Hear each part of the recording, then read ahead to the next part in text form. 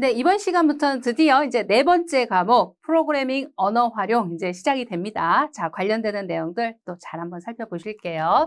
자, 첫 번째 챕터에서는 서버 프로그램 구현과 관련되는 내용들 한번 살펴보실 건데요. 먼저 소프트웨어를 개발하기 위한 개발 환경에 대한 구축 관련되는 내용 등장하죠. 개발 환경을 구축한다라는 거는 여러분이 이제 크게 어렵게 생각하실 필요는 없으시고 개발 환경이 하드웨어적으로나 소프트웨어적으로 어떤 부분으로 갖추어져 있는 게 뭐 일반적인 환경이다라고 이제 설명을 하고 있거든요. 그러면서 이제 몇몇 가지 종류를 좀 나눠놓은 게 있어요. 그 정도 일단은 구분을 좀 해주시면 됩니다. 먼저 개발 환경을 구축한다는 것 자체가 효율적인 응용 프로그램 개발을 하기 위해서 하드웨어 장비나 소프트웨어를 구축하는 것 자체를 의미한다. 그죠? 그대로 해석이 되시는 거죠. 자, 그래서 실질적으로 이 개발된 소프트웨어가 운영되어질, 그러니까 실제로 개발을 하는 환경에 대한 부분이 운영되어질 환경하고 너무 다르다라고 했을 때는 사실 매칭이 안 되는 상황이 생길 수도 있거든요. 예, 그래서 실제로 운영된 환경과 유사하도록 구축을 해 두어야 한다라고 이제 얘기를 하는 거죠. 그래서 첫 번째로 얘기를 하는 게 하드웨어적인 환경에 대한 부분은 어떻게 좀 나누어서 생각을 할 수 있느냐라고 했을 때 흔히 이제 여러분이 잘 알고 계시는 서버라는 개념 잘 아시잖아요. 그죠? 서비스에 대한 제공을 해주는 쪽이죠. 그러니까 사용자가 어떠한 서비스 요청을 했을 때 그것을 제공해주는 서버 환경, 그리고 서비스를 이용을 할 수 있도록, 그러니까 클라이언트 환경에 대한 부분이죠. 그러니까 사용자 입장에서는 어떠한 서비스에 대한 것을 요청을 하게 되는 거거든요. 서비스를 활용할 수 있는 공간, 그 부분에 대한 환경을 클라이언트 환경, 이렇게 이제 구축을 한다라고 설명을 하고 있습니다. 자, 그러면서 서버는 사용 목적에 따라 웹 서버부터 시작을 해서 웹 서버, 웹 어플리케이션 서버, 데이터베이스 서버, 파일 서버에 대한 것으로 구분을 해볼 수 있겠더라. 그러니까 서비스를 해주는 서버 환경인데 어떤 서비스를 해줄 것이냐, 이거에 따라 좀 달라지는 거예요. 예, 그렇게 해서 이제 종류를 좀 나눠놨다. 이렇게 이제 보시면 되는 거고, 그러면서 이제 여러분이 이 웹 서버부터 시작을 해서 서버와 관련되는 것들의 종류를 좀 나눠주시고, 바로 그들의 어떤 특징들을 조금씩 구분을 좀 해주셔야 됩니다. 그러니까 이런 것들이 이제 시험에 조금씩 등장을 했었거든요. 자, 첫 번째로 웹 서버하고 이제 나왔단 말이에요. 자, 웹 서버는 클라이언트, 우리 이제 서비스를 요청하는 쪽이 클라이언트, 서비스를 해준 쪽이 서버잖아요. 그죠? 그랬을 때, 클라이언트의 웹 브라우저 쪽에서 요청을 하면, 웹 브라우저 같은 경우는 여러분이 일반적으로 지금 사용하고 있는 웹 브라우저에서 뭐 어떤 게 있어요? 대표적으로 인터넷 익스플로러다. 그러면 익스플로러라는 웹 브라우저를 통해서 나는 어떠한 웹서버 관련되는 서비스 요청을 서버에게 하겠다. 뭐 이런 거잖아요. 그죠? 네. 그러면 그 요청을 받은 웹서버는 결과를 클라이언트에게 전송을 해줍니다. 결과에 대한 부분을 클라이언트에게 전송을 해주는 형태로 서비스를 해주겠다라는 거죠. 네. 그러면서 또 웹브라우저 간에 뭔가 통신을 해야 되는 상황이다라고 했을 때도 중간에 웹서버를 통해서 통신이 가능토록 연결을 해주는 거. 자, 이때 보시면 요청된 결과를 클라이언트에게 전송을 해주는 건데 이때 정적인 웹페이지 형태로 제공이 된다라는 거. 요거는 이제 뒷부분에 바로 나오는데 뒷부분에서 이제 나오는 내용 중에 보시면 동적인 웹페이지 형태로 제공이 되느냐 이제 이런 측면이 있거든요. 근데 여기는 정적인 웹페이지, 정적이다라고 했을 때 그 차이는 동적인 거의 차이는 이거는 이미 정해져 있는 정보로 만들어져 있는 거. 이렇게 생각하시면 돼요. 그러니까 사용자 요청에 의해서 뭔가 변화가 그때그때마다 발생을 해서 요청된 부분에 대한 뭐 어떤 정보들이 투입이 돼서 새로운 웹페이지가 구성이 돼서 대상 그 사용자에게 제공이 된다라기보다는 이미 만들어져 있는 웹페이지 형태의 정보를 그대로 클라이언트한테 제공을 해줘서 이제 서비스를 해주는 이런 쪽이 되는 거죠. 예, 그래서 이제 그거를 정적인 웹페이지 형태다라고 얘기를 하고 있습니다. 자, 그렇다면 이게 이제 웹서버에 대한 부분인데 우리가 흔히 결국은 인터넷 접속을 해서 일정 페이지들의 정보를 좀 확인해 보고 이렇게 이제 여러분이 정보 검색을 하면서 그죠? 그러면 이제 정보를 좀 확인하고 보게 되는 뭐 이런 것들에 대한 관련되는 페이지들 이거를 제공해 주는 쪽이 웹서버다라고 이제 보실 수 있겠습니다. 그죠? 자, 종류로는 어떤 것이 있느냐라고 했을 때 대표적인 웹서버가 자, 이런 종류를 기억을 해 주셔야 되는 거예요. 이게 이제 웹서버의 종류에 해당하는 건지 웹 어플리케이션 서버인지 이걸 구분하시라는 거죠.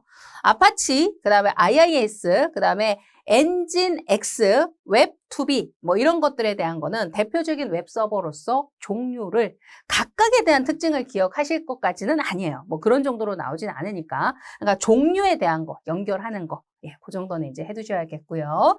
자, 두 번째로는 웹 어플리케이션 서버에 대한 부분이 있습니다. 자, 이거는 웹 서버하고 비교했을 때 어떤 부분에서 굉장히 큰 차이가 있느냐라고 했을 때 역시 사용자 클라이언트로부터 요청된 서비스를 해주는 건데 다른 점은 바로 이겁니다. 사용자 입력에 맞추어서 동적인 서비스를 제공한다라는 점. 아까 웹서버 같은 경우는 정적인 웹페이지를 클라이언트 쪽에 전달해서 제공한다 이거였잖아요. 그러니까 이미 만들어져 있고 사용자의 어떤 요청된 부분에 어떤 값이 적용이 됐다라기보다는 그냥 그거에 적합한 웹페이지 정보를 보여주는 거예요. 그런데 얘는 사용자 입력에 맞춰진 동적인 서비스. 그러니까 사용자 입력 값이 무엇인지에 따라서 제공되어지는 그러니까 계속 이게 그 서비스에 대한 부분이 사용자 맞춤 서비스로 바뀐다는 얘기예요. 그때그때. 다르죠, 많이. 그죠? 웹 서버하고 웹 어플리케이션 서버가 이렇게 다르다라는 거죠. 네. 그래서 얘는 웹 서버에 동적인 데이터 요청이 들어오면 결국은 웹 어플리케이션 서버, 그러니까 WAS라고 표현을 했어요. 예, WAS 넘겨서 이제 처리하도록 하는 거고, 결과를 웹 서버에게 전달을 합니다. 그러니까 동적인 것에 대한 서비스 제공을 하기 위해서는 WAS가 필요한 거고 WAS한테 넘겨서 처리를 했고 그 다음에 실행을 했죠. 동적인 처리를 했죠. 그런 다음에 그 결과를 웹서버한테 전달을 해주는 거예요. 그러면 이제 웹서버 입장에서 누구한테? 그렇죠. 웹서버 입장에서 이제 만약에 이 부분에 대한 거를 사용자가 필요로 하는 부분에 대한 요소다라고 하면 보여줄 수 있게끔 하는 거예요. 웹서버 입장에서. 자, 이런 처리 방식을 적용한다는 거고 자, 그러면서 JSP, PHP, ASP 등의 웹 어플리케이션을 실행할 수 있는 환경 이런 환경과 데이터베이스 접속 기능에 대한 것까지도 제공을 하고 있더라라는 거죠. 자, 마찬가지입니다. 웹서버처럼 종류 구분을 해주시는데 자, 툼캣 그리고 웹스페어 그 다음에 제우스 뭐 이런 것들은 대표적인 WAS다라고 해서 종류 같이 기억을 해주시면 됩니다. 자, 그리고요, 계속해서 데이터베이스 서버는, 데이터베이스 파일 서버는 사실 이름, 명칭 그대로 기억을 좀 해두시면 됩니다.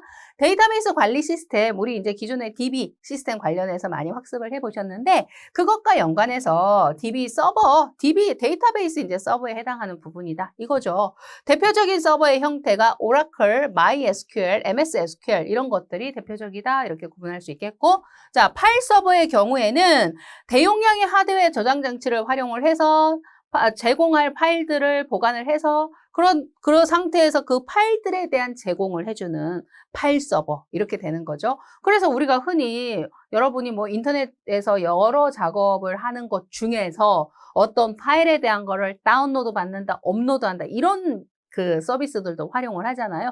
그럴 때 이제 파일 서버가 이제 동작을 하는 거죠.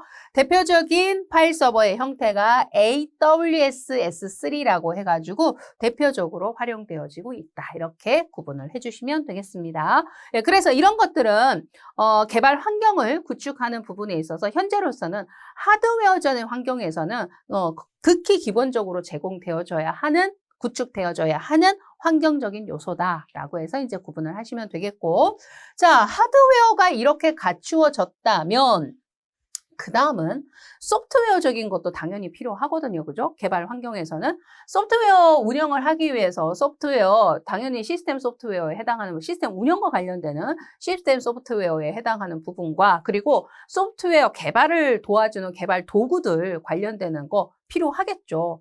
자, 그러면 시스템 소프트웨어다 이렇게 얘기한다면 운영체제에 대한 거 당연히 필요하고요. 그쵸?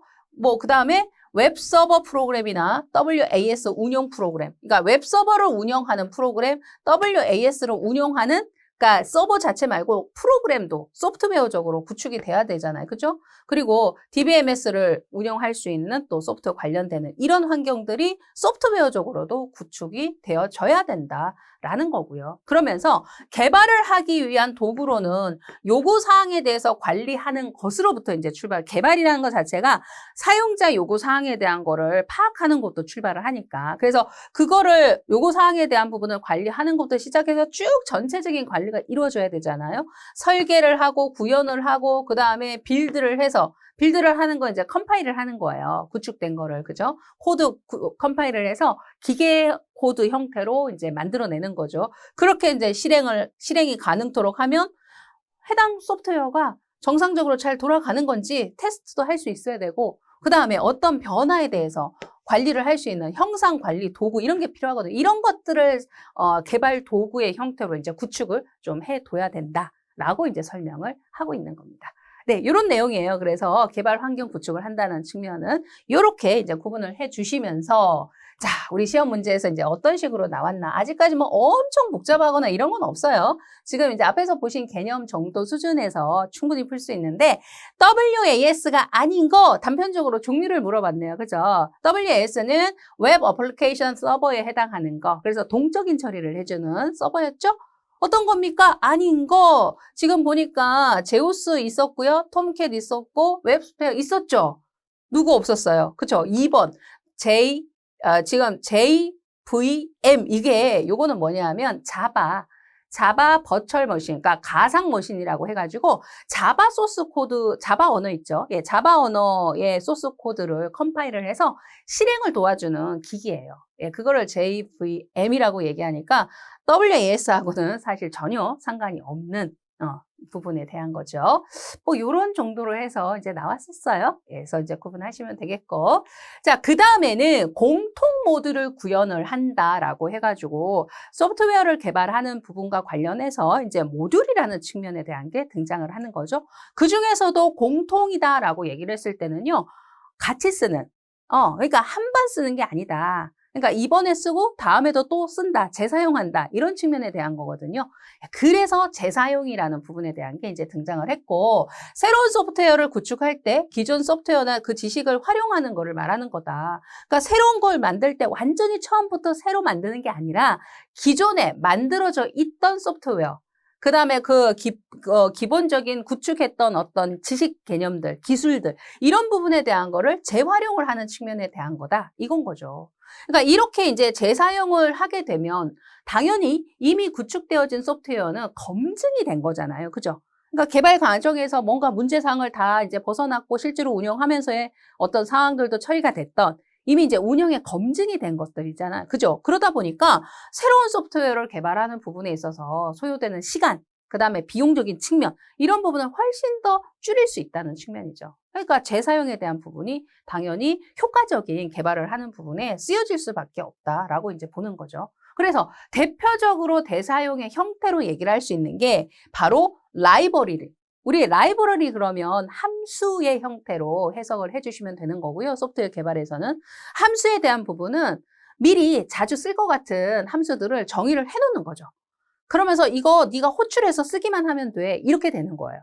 그러면 해당 기능이 필요할 때 매번 구현을 하는 게 아니라 이미 만들어져 있는 함수, 해당 기능을 수행하는 함수가 있으니까 그 애를 호출만 해서 기능 수행을 시키면 되는 거예요. 그러니까 얼마나 편리하고 빠릅니까? 그죠? 그러니까 이런 라이브러리에 정의되어 있는 함수들, 이런 것들은 재사용에 이제 대상이 되는 거고, 프레임워크에 해당하는 것도 마찬가지인 거죠. 이런 것들도 이제 재사용을 하는 측면에 대한 건데, 이때 보시면 요거 이제 제가 또 명시를 좀 해드렸죠. 자, 특정 기능을 수행하는 모듈을 모아서 하나의 라이브러리 형태로. 그러니까 이제 특정 기능을 수행하는 라이브러리. 그러니까 모듈에 대한 거, 이걸 모여있다. 기능에 대한. 그러니까 기능을 한 단위로 나뉘었을 때 하나의 모듈 이렇게 얘기하잖아요. 그 다음에 이거를 또 이제 함수적인 형태로 표현을 했을 때 한 단위의 기능을 수행하는 함수 이렇게 얘기하잖아요. 근데 그런 것들 다 묶어놨다는 거죠. 자, 그리고 프레임워크에 해당하는 부분에서는 이렇게 얘기할 수 있어요. 소프트웨어 구성에 필요한 기본 구조에 대한 측면, 그리고 굉장히 어떤 소프트웨어를 개발하든 표준이 되는 것이 있어요. 그리고 이거는 별로 바뀔 일이 없어. 고정되는 요소도 있어요. 그런 측면에 대한 거를 프레임워크 형태로 구성을 해서 제공을 하겠다는 거죠. 그럼 어차피 이거는 크게 바뀔 게 없어요. 그러니까 처음부터 새로 뭔가를 새롭게 구축을 하고 이럴 필요가 없는 거잖아요. 그러니까 아싸리 만들어서 내가 제공을 해줄게, 이 프레임워크를. 이 얘기예요. 그러면 재사용성에 대한 게 올라가니까 당연히 효율적인 개발이 이제 구현될 수 있는 거죠. 바로 이겁니다. 자, 그래서 지금 이런 라이브러리라든지 혹은 프레임워크라든지 이런 부분에 대한 걸 제공을 해서 재사용이 가능토록 이제 해주는 거고, 물론 이제 이런 부분에 제공을 해서 이 범위에서 써야 된다는 건 아니고, 뭐 새로운 부분에 대한 거는 또 새롭게 추가를 해서 이제 쓰면 되는 거니까, 기존 거 그대로 쓰면서 또 새로운 건 새롭게 추가를 하면 되는 거니까 개발을 굉장히 효율적으로 할 수 있다. 라고 이제 보실 수 있는 거죠.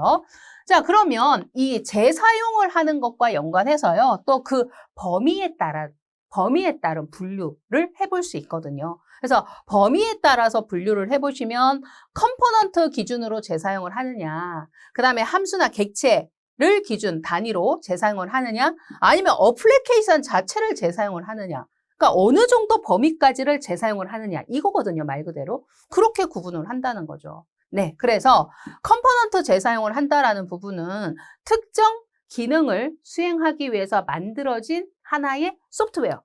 이거는 A라는 기능을 수행하기 위해서 만들어진 소프트웨어야. 그러면 그거를 프로그램을 구축할 때 조립해서 재사용을 하도록 하는 거죠. 그러니까 어떤 기능에 대한 부분이 딱 컴포넌트로 형성이 돼 있어요. 그거를 이제 조립해서 갖다 쓰는 거예요. 내가 필요한 컴포넌트를 갖다 쓰는 거예요. 그걸 얘기하는 거고. 자, 그리고 우리 이제 함수라는 거나 아니면 뭐 객체 이런 표현들은 이제 좀 들어보셨던 단어에 해당하죠.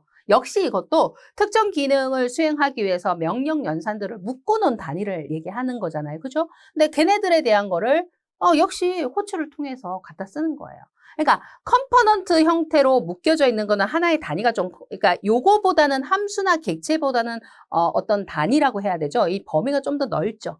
좀 더 넓으면서 얘는 호출을 해서 쓰는 게 아니라 가져다가 끼워 넣어서 조립해서 쓰는 거예요. 그런데 함수나 이런 것들은요, 해당 시점에 필요한 함수를 불러다 써요. 그러니까 들어가 있고 이미, 그 다음에 얘를 호출해서 갖다 쓰는 거예요. 그러니까 기능을 수행하도록 하는 거예요. 자, 그래서 이제 그런 쓰임에 대한 방법은 좀 차이가 있죠. 범위도 조금 다르고. 자, 이러면서 자, 이런 표현들, 우리 객체 지향에서 흔히 나오는 표현이죠. 이건 앞쪽에서도 우리가 이제 종종 보셨던 부분인데, 클래스에 해당하는 부분, 그러면서 이 클래스에 객체라는 걸 선언을 하고, 객체를 통해서 클래스에 정의된 어떤 행위들, 메소드들 이런 것들이잖아요. 그죠? 그들을 수행토록 하는 거야. 그러니까 이제 이런 부분에 대한 것들도 결국 이제 객체를 통해서 재사용을 하도록 하는 이런 측면이다. 라고 해서 함수와 객체 범위에서의 재사용을 이제 설명을 하고 있고, 그 다음에 어플리케이션 자체를 재사용을 하는 거는 이미 개발된 응용 소프트웨어가 있을 거잖아요. 어떤 목적을 위해서 쓰여지는 응용 소프트웨어가 있을 텐데, 그것의 공통 기능 부분을 같이 공유해서 재사용하도록 하겠다, 이런 거죠. 우리가 이제 이미 개발된 소프트웨어들도 쭉 이렇게 비교를 해보면 정말 거의 똑같은 기능에 대한 부분들이 있어요. 뭐 예를 들어 편집과 관련되는 기능이다. 그러면 우리 프로그램에서 예를 들어 특정 부분을 자르자, 붙여넣자, 복사하자 이런 기능들은 웬만한 어떤 편집을 해야 되는 프로그램에서는 좀 편집의 정도가 다르긴 하지만 다 있어요. 뭐 그런 식으로 공통 기능에 해당하는 것들은 유사한 것들 다 그냥 그 해당 부분을 같이 공유해서 쓰자 이런 측면이거든요. 요게 애플리케이션 이미 개발되어진 응용 프로그램을 같이 일부분 공유해서 쓰자라는 의미의 어플리케이션 재사용이다. 라고 이제 구분을 합니다. 자, 그렇게 해서 이제 재사용 범위에 따라서 종류를 좀 나뉘었고요. 그 다음에는 재사용 프로그램 기법이 또 있어요. 재사용을 하는 이제 프로그램 기법. 그러니까 이거는 기존에 우리가 프로그램을 코딩을 한다 그러죠. 개발자들이 프로그램 이제 어떤 특정 언어를 이용해서 코딩을 하는데, 코딩되어진 그 코드 값들을 뭐 이거 똑같잖아. 그러면 우리가 흔히 하듯이 문장 복사하듯이 그대로 복사해서 가져다가 그렇게도 물론 쓸 수 있죠. 그것도 재사용은 재사용이에요. 그죠? 우리가 복사한다는 것 자체가 재사용이잖아요. 자, 그런데 프로그래밍 하는 부분에서 물론 그렇게 쓰는 게 안 된다. 이건 물론 아니지만 그렇게 하다 보면은 중복 코드에 문제가 생길 수 있다는 거죠. 자꾸 복제, 코드 복사를 이용을 하다 보면. 그래서 그 부분을 해도 되지만 다른 여러 가지 프로그래밍 기법을 도입을 해서 재사용 프로그래밍 기법을 도입을 해가지고 조금 효과적인 개발을 할 수 있게끔 하자라고 이제 얘기를 하는 거죠. 그래서 이제 그런 방법에 해당하는 거에서 객체 지향 프로그래밍 기법 그리고 그 이후에 제네릭 자동 메타 프로그램 기법까지 이제 설명을 하고 있는 거예요. 그래서 간단하게 그들이 어떤 특징을 갖고 있는지를 이제 한번 살펴보시면 객체 지향 프로그래밍은 우리 익히 앞에서 객체 지향 연관에서는 이제 학습을 했었습니다. 그죠? 그거예요. 그래서 객체 단위로 구성을 하는 거고 객체 간의 메시지를 통해서 소통하게끔 하는 거고 그러면서 이제 뭐 상속의 개념 이런 것들이 이제 재활용을 하는 측면과 이제 점점 범위가 넓어지는 거잖아요. 그죠? 그러니까 상속을 통해서 객체에 대한 재사용을 할 수 있게끔 하는 그런 개발법을 객체 지향 프로그래밍이라고 얘기한다. 이렇게 해서 이미 이제 우리가 요거는 학습을 하셨던 내용이고 자, 그 다음에 제네릭 프로그래밍이다라고 했을 때 얘는 우리 이제 프로그래밍을 하다 보면 데이터 요소를 저장을 하는 공간을 확보를 해야 되는 부분이 있는데 이때 데이터가 어떤 타입이냐에 따라서 저장 공간의 타입도 결정을 해줘야 돼요. 그러니까 얘가 이제 숫자 형태인지 아니면 문자 형태인지 숫자 중에서도 정수인지 실수인지 이런 것들에 따라서 타입을 결정을 해줘야 되거든요. 근데 이제 그 부분에서 데이터 타입은 서로 다른 형태지만 동일한 처리를 하는 경우가 있단 말이에요. 예를 들어 얘는 정수고 얘는 실수지만 어차피 이 데이터들은 무조건 받아들여서 더하기 연산할 거야. 그러면 동일한 처리를 하는 거란 말이에요. 이제 그런데 얘네들이 데이터 타입이 다르기 때문에 동일한 처리를 하더라도 각각의 공간으로 타입을 설정해서 잡아줘야 돼요. 그런데 제네릭 프로그래밍에서는 제네릭 자료형이라는 것으로 자료형 자체를 제네릭 자료형이라는 걸로 정의를 해가지고 여러 데이터 타입을 가질 수 있게 하는 거예요. 그러니까 다 수용할 수 있게 한다는 거죠. 그러니까 다 일일이 구분하지 않게끔. 굉장히 편리하게 사실 그렇잖아. 이거 하나하나 만약에 종류가 5가지면 5가지를 정의해서 일일이 구분해서 해야 되는 거를 하나로 통일할 수 있으니까 얼마나 편리합니까? 그죠? 개발의 효율적인 개발. 그리고 그 공원을 또 활용하고 또 활용하는 재사용성의 개념이잖아요. 그죠? 자, 그렇게 이제 구분하고요. 자, 그리고 세 번째는 자동 프로그래밍이다라고 해가지고, 사람이 프로그램 개발자가 특정 언어를 이용해서 규칙에 맞춰서 코딩을 할 거란 말이에요. 근데 이제 중요한 거는 사람이 프로그램을 한 거지만 실질적인 처리는 컴퓨터가 처리를 해야 된단 말이죠. 그랬을 때 이제 기계 처리에 적합한 프로그램의 형태를 얘가 생성을 하겠다라는 거죠. 그러니까 사람의 입장에서는 사실 기계 처리에 적합한 기계어 코드 형태로 처음부터 사람이 만든다 굉장히 어려운 얘기거든요. 기계어를 다 이해를 하고 접근하고 해독을 해서 접근한다는 건데 사실 그렇게 안 가죠. 어떻게 갑니까? 사람이 쓰는 언어 수준에서 프로그램을 하고 그다음에 얘네들 이런 프로그래밍 기법에 의해서 기계가 처리할 수 있는 방법으로 사실 변형할 수 있게끔 그렇게 해서 기계 처리에 적합하게끔 코드 조합, 변환을 시키는 거예요. 자, 그걸 얘기하는 거고 메타 프로그래밍 같은 경우는 지금 이제 여기 설명에서는 런타임에 수행할 작업 일부를 컴파일 타임 동안 수행하는 프로그램을 얘기한다 이렇게 얘기했는데 결국은 이제 무슨 얘기냐면 그러니까 자신의 코드든 아니면 다른 프로그램의 코드든 간에 이 코드 값에 대한 걸 가져다가 적합한 형태로 변환을 해주는 거야, 자동으로. 그거를 메타 프로그램이라고 얘기를 합니다. 근데 이때 보시면 제가 이 부분에 대해서 이제 조금 부가적인 설명을 해드렸죠.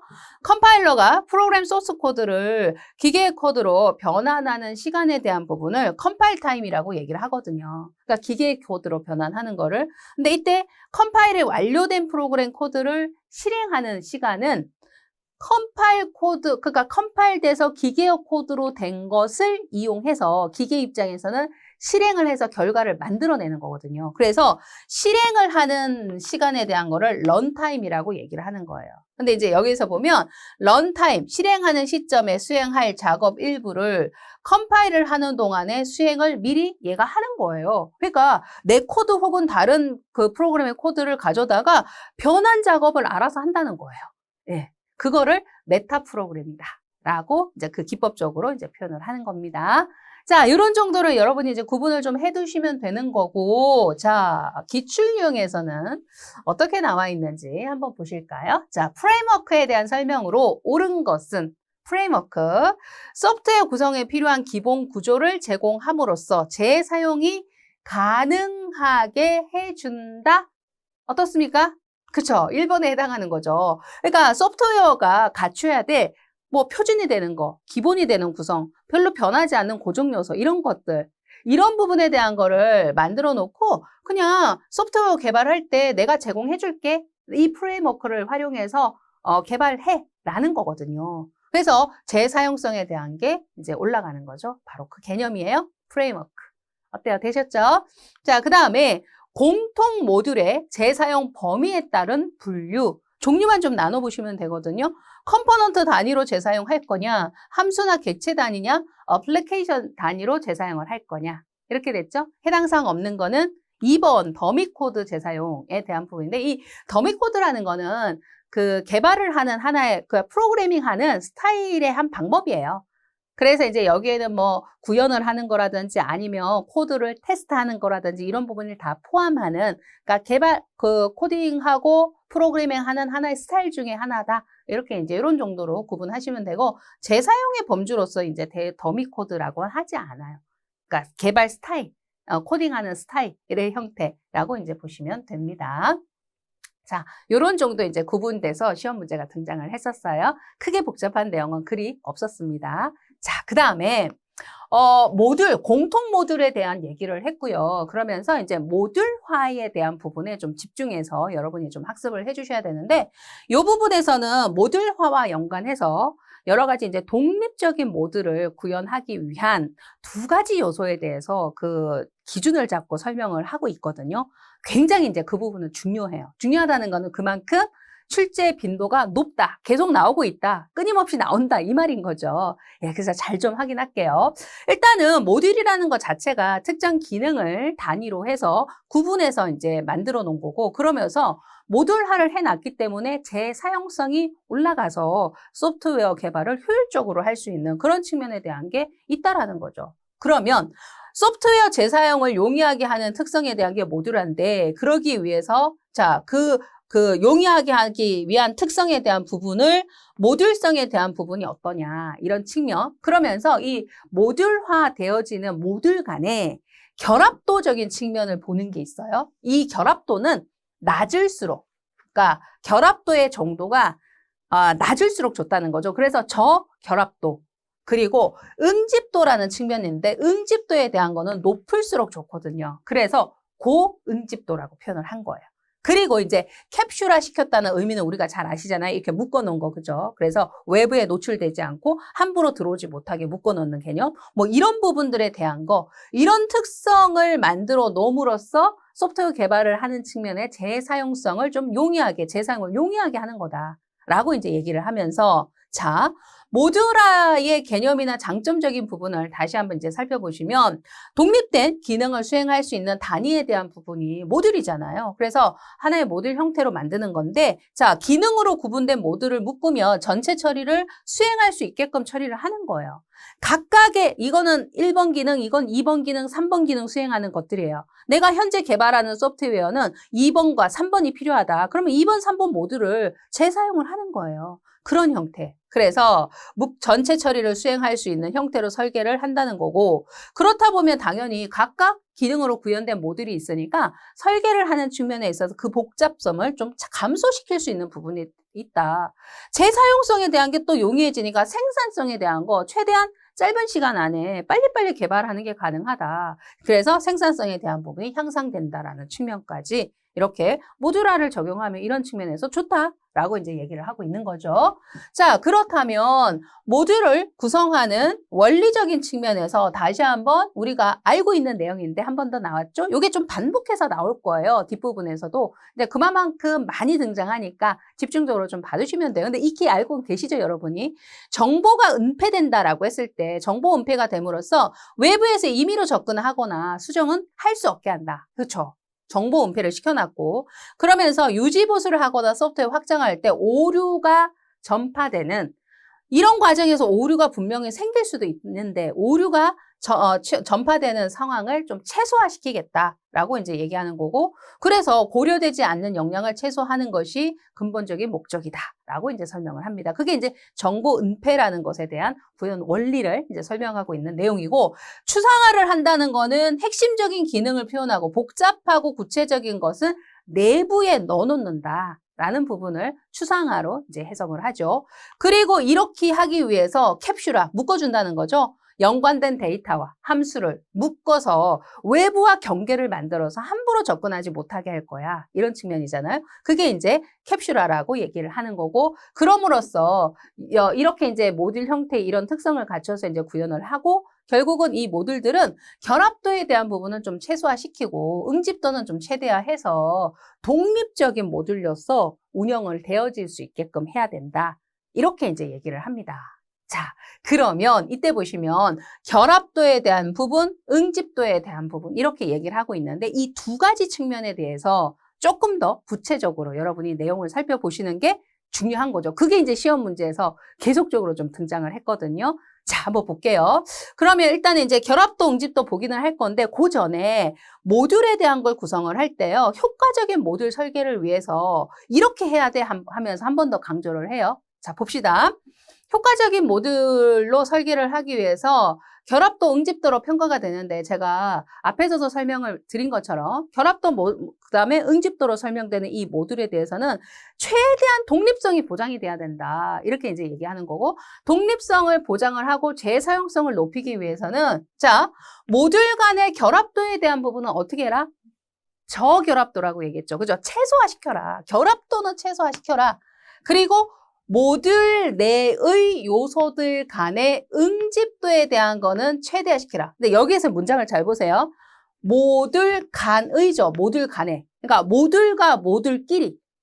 A라는 모듈, B라는 모듈. 그러면 A라는 모듈 따로예요. B라는 모듈 따로 있어요. 그들 간의 연관성을 말하는 거죠.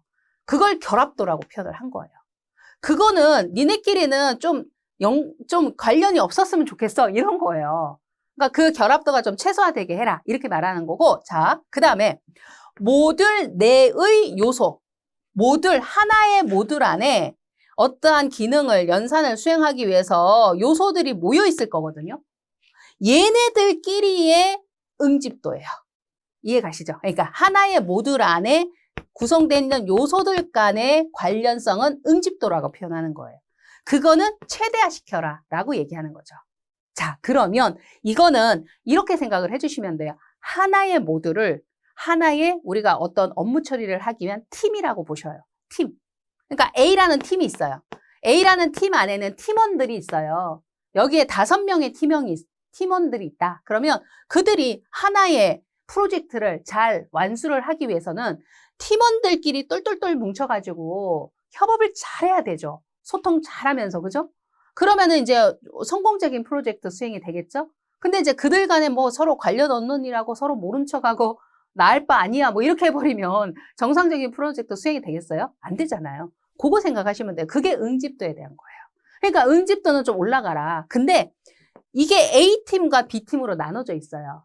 근데 이제 어떤 상황이냐면 이 경우는 A팀이 어떤 프로젝트를 처리를 하려고 그러는데 자체 팀원들 어떤 인력의 기술력은 해결이 안 되는 거예요.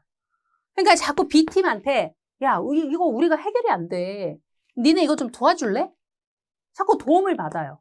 그러니까 자꾸 의지를 해요. 우리 이거 안 돼. 니네 팀에서 좀 도와줘. 그러면은 결국은 A팀 입장에서는 독단적으로 어떤 일을 처리할 수 있는 팀 구조가 아니에요. 그러면 결국은 어떤 얘기냐? B팀이 없어졌어요. 만약에. 그러면 A팀도 거의 없어져야 될 분위기죠. 왜냐하면 스스로 어떤 독립적으로 일을 수행할 수 있는 그런 조직 구조가 아니잖아요. 얘네들이. 그죠? 그러니까 얘도 없어질 판인 거예요. 딱 그런 상황. 그러니까 이게 독립적이지 못하고 자꾸 의존하는 형태이다 보니까 얘네들 간에 서로 뭐 하나의 역량, B가 없어지면 A도 없어져야 돼. 그러니까 그 영향력을 자꾸 받는 거예요. 그러니까 좋지 않는 상황이죠, 이거는. 그래서 이걸 결합도라고 얘기하는 거거든요. 자꾸 옆에 모듈한테 의존하려고 그러는 거. 예, 이런 결합도에 대한 건 좀 최소화시켜라. 그래서 니네가 독립적으로 일을 수행을 해라. 이렇게 얘기하는 거예요. 어때요? 이해가 딱 되시죠? 예. 그래서 얘는 결합도는 최소화하고 응집도는 좀 최대화해라. 팀원들끼리는 똘똘 뭉쳐라. 그래야지 기능 수행을 제대로 할 수 있다. 독립적으로 이제 이렇게 이제 얘기를 하는 거고. 자, 그러면서 지금 효과적인 모듈 설계를 하기 위해서 유의해야 할 사항을 보고 있는 거잖아요. 그래서 이제 이 두 가지 측면에서 이제 또 얘기를 했고, 그러면서 복잡도와 중복성에 대한 거 당연히 줄여서 일관성을 유지하면서 당연히 설계를 해줘야겠다라는 측면. 그리고 기능에 대한 부분이 예측이 좀 되게 해라. 그러니까 굉장히 표현에 대한 게 제한적이야. 그래가지고 우리 팀에서 어떤 프로젝트를 하는지 아무도 몰라요. 그러면 전체 업무 입장에서 이게 뭔가 비밀 조직도 아니고 그렇게 갈 수는 없는 거잖아요. 그렇죠? 그러니까 그 얘기를 하는 거예요. 그래서 기능 어떤 걸 수행하는지 예측은 되게 해라. 네가 독립적으로 하되 그 얘기예요. 자, 그리고 적절한 모듈의 크기를 유지를 해라. 이 덩어리가 너무 커지게 되면요. 불필요한 것들에 대한 게 많이 추가가 돼 있거나 혹은 나중에 유지보수를 해야 되는 상황에서 힘들 수 있어요. 덩어리가 너무 크면. 네, 그래서 적절한 크기를 유지를 해라 라고 얘기하는 거고, 이식성에 대한 거를 고려를 하라는 거는 뭐냐 하면 재사용을 여러 환경에서 할 수 있잖아요. 그랬을 때 잘 적응해서 할 수 있게끔 해라.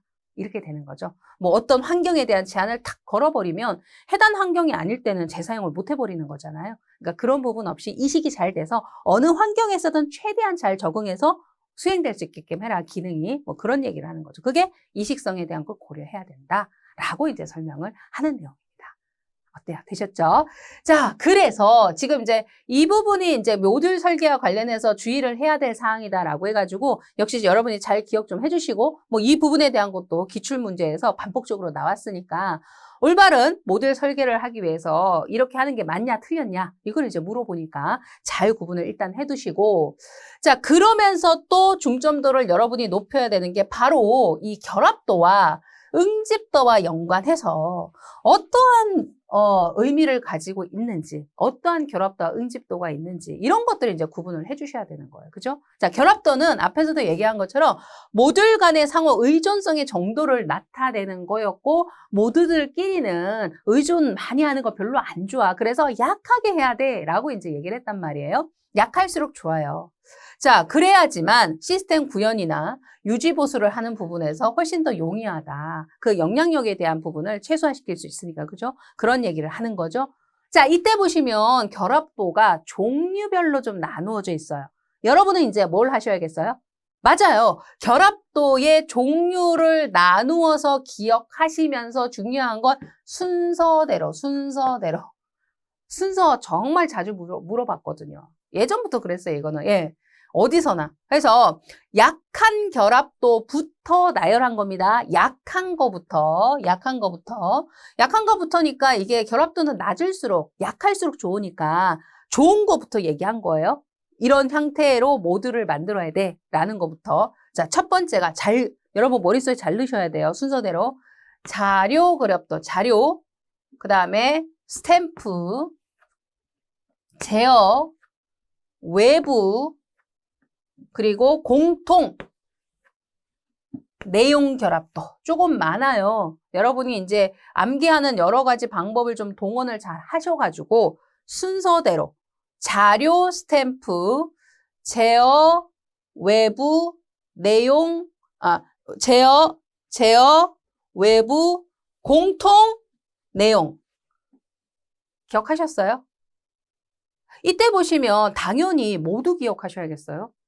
맞아요. 영어 형태 당연히 나오기 때문에 데이터부터 시작해서 스탬프는 뭐 그대로 스탬프라고 표현해놨죠. 그 다음에 제어는 컨트롤이고, 그죠? 그 다음에 익스터널, 외부죠. 그 다음에 공통은 커먼이죠. 커먼. 그 다음에 내용에 대한 거는 컨텐츠. 자, 이렇게. 자, 그렇게 해서 자료, 스탬프, 제어, 외부, 공통 내용 이렇게 중얼중얼 하면서 잘 좀 구별을 해 주시고 일단 외우셔야 돼요. 순서. 이따가 이제 곧 여러분이 확인을 해 보실 거예요. 잘 외우셨는지. 자, 그러면서 순서 일단 1차적으로 먼저 외우시고, 그러면서 각각의 결합도에 해당하는 게 도대체 무슨 의미에 해당하는 결합도인가? 이거 이제 구분하셔야 되거든요. 왜냐하면 이제 설명이 나와요. 그러면 설명이 나오면 이거 무슨 결합도야? 이렇게 이제 찾으실 수 있으셔야 되거든요. 그래서 이제 그 부분에서 한번 내용을 살펴보도록 할게요. 자, 첫 번째가 가장 약한 것부터 이제 지금 제시했어요. 좋은 것부터. 자료 결합도에 대한 것부터. 자료 결합도는 매개 변수를 통해서 자료의 값, 이거예요. 자료의 값을 전달하는 거예요. 이거를 이제 우리가 함수 뒤쪽에 조금 이제 가면 함수라든지 프로그래밍 언어 부분에서 이런 얘기들이 등장을 하는데 함수 형태로 되어 있을 때는 함수를 호출해서 쓰는 거잖아요. 근데 이제 함수를 호출할 때 값을 전달해 주면서 함수한테 너 이 기능 수행 좀 해줄래? 이렇게 이제 요청하는 부분이 있단 말이에요. 그랬을 때 이 기법 자체를 call by value, value라는 값, call, 함수를 부르겠다는 거죠. 뭐를 주면서? 값을 주면서. 그러면서 이제 함수한테 너 이 값 줄 테니까 이걸로 일 처리 좀 해줄래? 이렇게 하는 거거든요. 그러니까 그거예요. 그래서 매개 변수를 통해서 매개 변수는 요거를 전달해주는 매개 역할을 해주는 그 변수를 말하는 거고 call by value 기법을 적용하는 거고 이때 값이 전달되는 거다. 이렇게 얘기해요. 그래서 여기에서도 얘기하는 게 데이터, 자료에 해당하는 부분이 데이터 값, 자료 이거잖아요. 그러니까 그 말 뜻을 그대로 연결을 하시면 돼요, 사실. 그래서 한 번만 이해를 해두시면 이걸 문장을 달달달 외우는 게 아니라 이해를 해주시면 바로 연관이 되는 거예요. 그렇죠? 순서는 여러분이 좀 이제 외워주시는 부분인 거고 그러면서 이때 보시면 매개 변수에서 사용되는 이런 용어가 여러분이 좀 생소하시긴 하실 텐데 함수 호출을 할 때 함수를 호출하는 쪽 이게 이제 실인수라고 얘기하거든요. 그러니까 함수를 호출하는 쪽에서 함수를 부르면서 내가 이 변수 안에 값이 들어있으니 내가 이 값을 줄게 하면서 제시하는 변수를 실인수라고 얘기하고 가인수라는 게 이제 그 해당 함수 쪽에 있는 함수 쪽에 선언된 변수. 그러니까 값을 받는 애예요, 얘는. 그러니까 실인수는 값을 주는 애. 그 다음에 함수 쪽에서 값을 받는 애가 가인수 이렇게 되는 거거든요. 근데 그들이 각각 독립적인 저장 공간을 활용하는 거예요. 그러면 이제 이런 얘기인 거죠. 이게 얘가 실인수 쪽에서 이게 완전 나눠져요. 똑같은 이름이 A인데 A라는 변수 공간인데 자료가 들어가는 공간이에요. 여기는 실인수, 근데 값을 주는 쪽이에요. 근데 여기는 이제 가인수 쪽이에요. 값을 받는 애. 근데 이름은 똑같이 A예요. 이게 서로 다르면 같은 이름 쓸 수 있거든요. 그러면 이런 공간이 있어요. 그러면 얘가 나 5라는 값이 있는데 너한테 이거 줄게? 그럼 너 이거 값 가져다가 이거 일 처리해줘? 이 얘기거든요. 그럼 얘가 이렇게 전달을 해줘요. 가인수 쪽으로. 그러면 얘가 5를 또 받아요. 그럼 이때 보시면 우리가 봤을 때 이름이 똑같이 A라는 이름을 갖고 있어서 그렇지 서로 다른 공간이에요. 아예 물리적 공간이 달라요. 얘는 100번지에 만약에 있는 A다. 얘는 1000번지에 있는 A다. 다른 애거든요. 그거예요. 마치 이제 다른 지역에 살고 있는 이름이 똑같은 두 명의 사람인 거랑 똑같은 거. 다른 사람이잖아요. 그거는. 그죠? 그 얘기예요. 그래서 이거는 결국은 각각의 독립적인 저장 공간을 사용한다. 그 얘기예요. 각각의 공간. 그러니까 값을 그냥 주는 거예요. 나는 나대로 가인수 A 입장에서는 그냥 내 거 쓰는 거예요. 실인수 A 입장에서는 이건 그냥 내 거예요. 따로따로예요. 그냥 값 주면 끝. 그 얘기예요. 그러니까 얘는 자료 결합도가 제일 약하다 그랬잖아요. 그러면서 모듈을 형성할 때 굉장히 바람직하고 좋은 방법이다라고 얘기를 하는데 왜 그러냐면 그냥 내가 너한테 일을 시킬 건데 이거 값 받아서 해줘 하고 값 주고 끝나는 거야.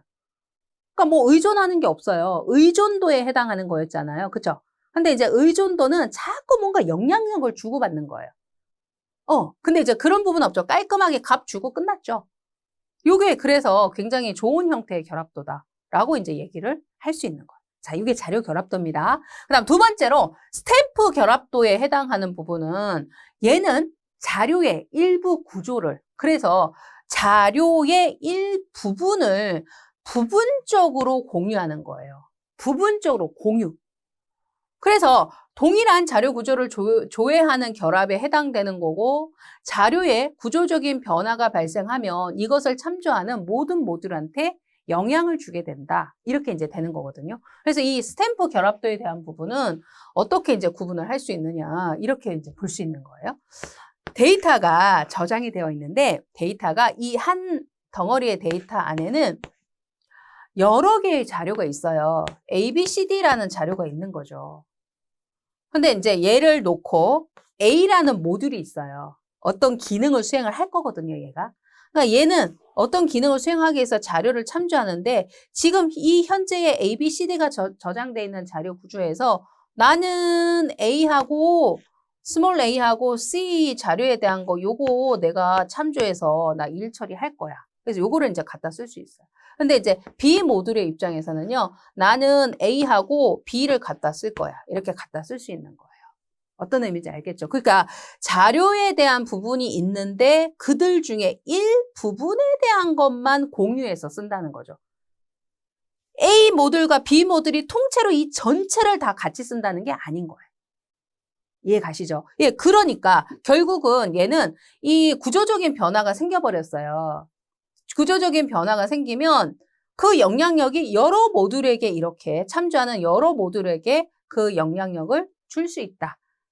이거예요. 이게 이제 스탬프 결합도라고 표현하는데 이 스탬프가 생각을 해보시면 어떤 거냐면 이 스탬프가요. 우리 스탬프 일반적으로 어떤 걸 스탬프라고 그래요?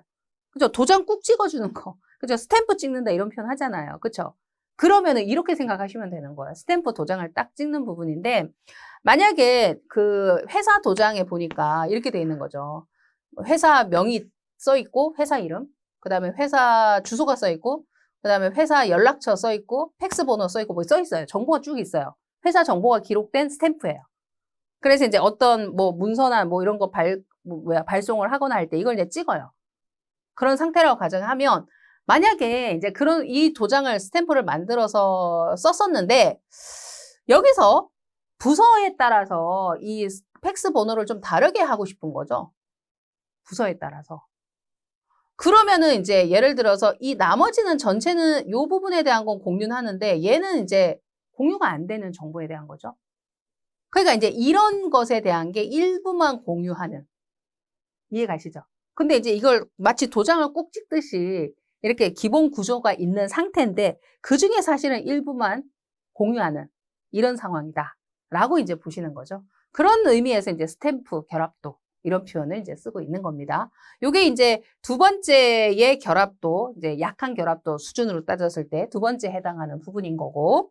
자, 이런 식으로 여러분이 이해를 하시고 이렇게 설명이 나왔을 때 어떤 결합도에 대한 건지를 변별하실 수 있으시면 돼요. 이거는 제가 이제 여러분이 이해를 돕기 위해서 이렇게 설명을 해드리는 거고. 자, 그 다음에 세 번째로 얘기했던 게 제어 결합도 부분이었잖아요. 제어를 한다는 거는 이 명칭에서도 뭔가 제어, 그 다음에 영어에서도 컨트롤한다.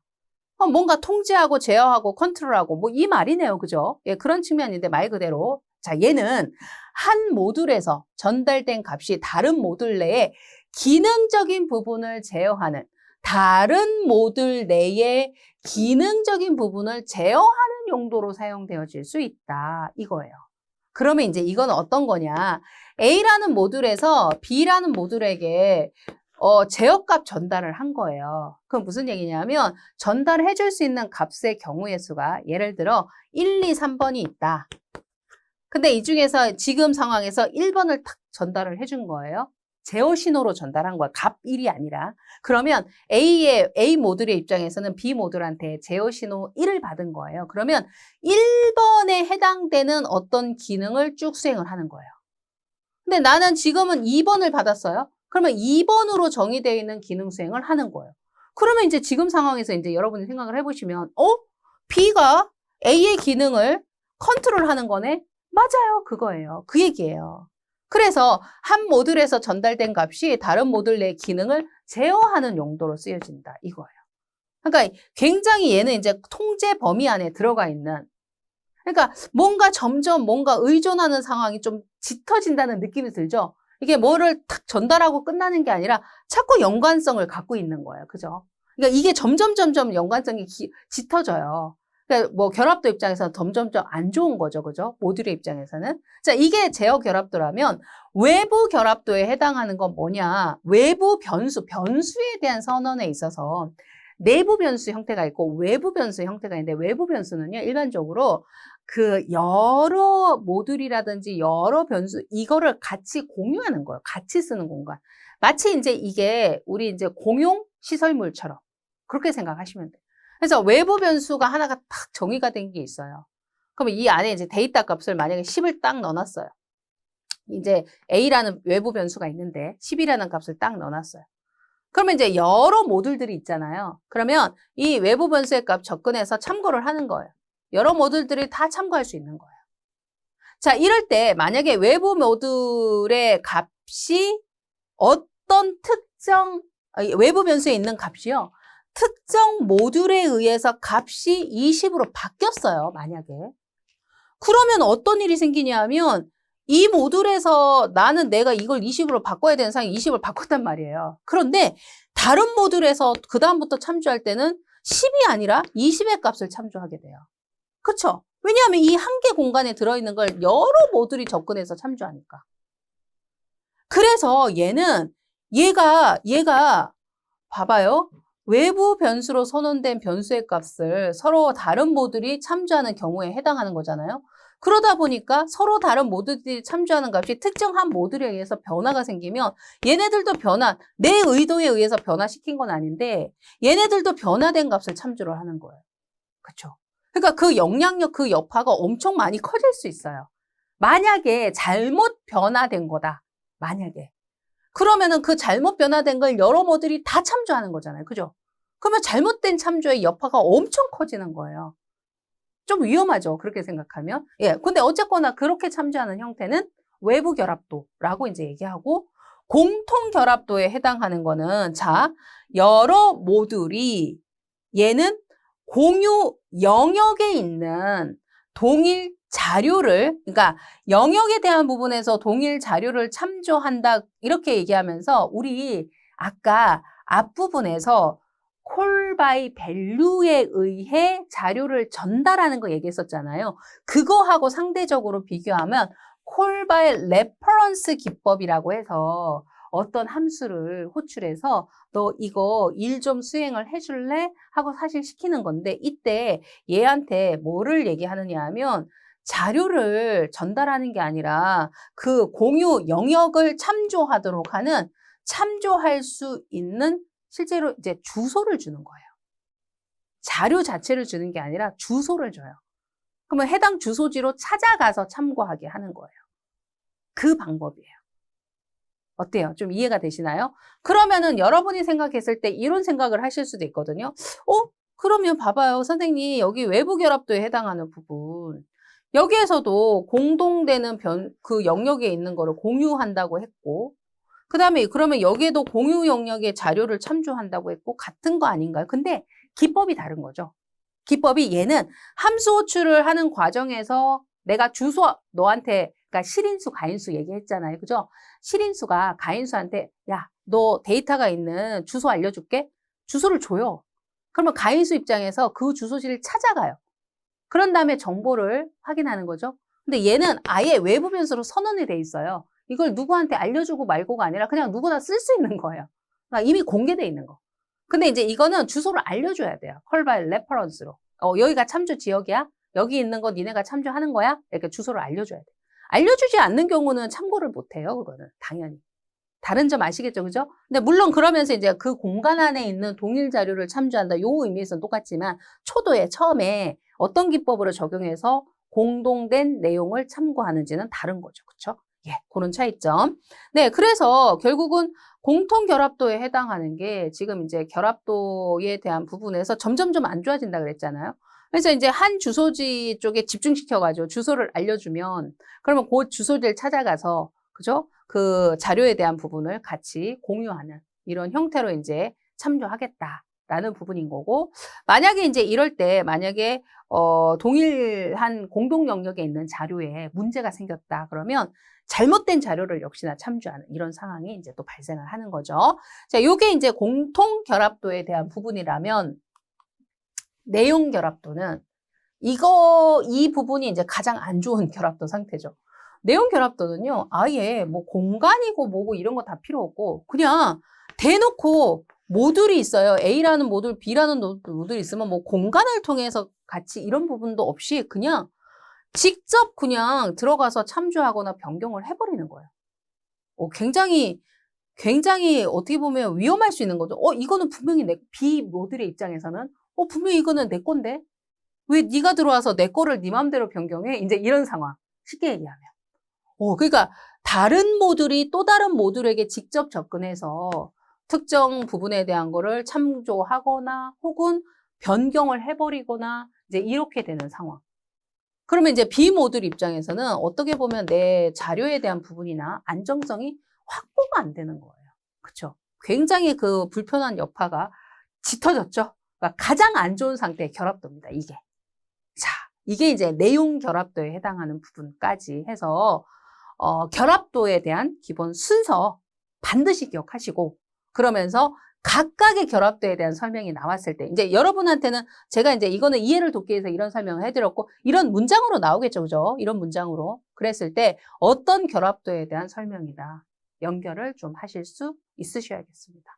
자, 일단 순서 먼저 기억하는 거, 그러니까 요거 설명 나오면 문장 연결은 좀 조금만 연습하시면, 반복해서 보시면 여러분 잘 하실 수 있을 거예요. 그죠? 그렇게 하시면 되고, 근데 이제 순서에 대한 거는 자칫 잘못하면 좀 헷갈리실 수 있으니, 여러분이 뭐 첫 글자를 좀 따서 하시든, 이렇게 좀 포인트를 좀 잡으셔가지고, 자료부터 시작을 해서, 자료, 스탬프, 그 다음에 제외공, 네.